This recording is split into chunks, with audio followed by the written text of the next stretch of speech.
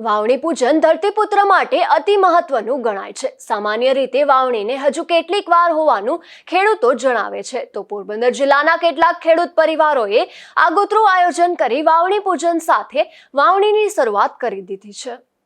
વાવણી પૂજન એ ગુજરાતના કૃષિ સંસ્કૃતિ અને ખેડૂતો માટે અત્યંત પવિત્ર અને ઉત્સાહભર્યો ઉત્સવ છે।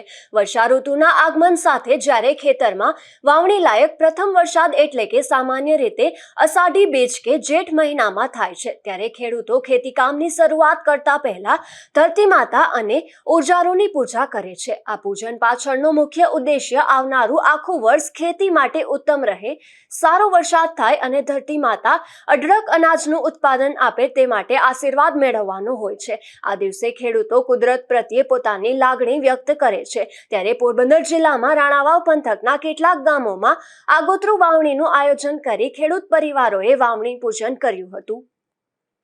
નિપુલ પોપટ સાથે અશોક થાનકી, ગુજરાત ન્યૂઝ, પોરબંદર।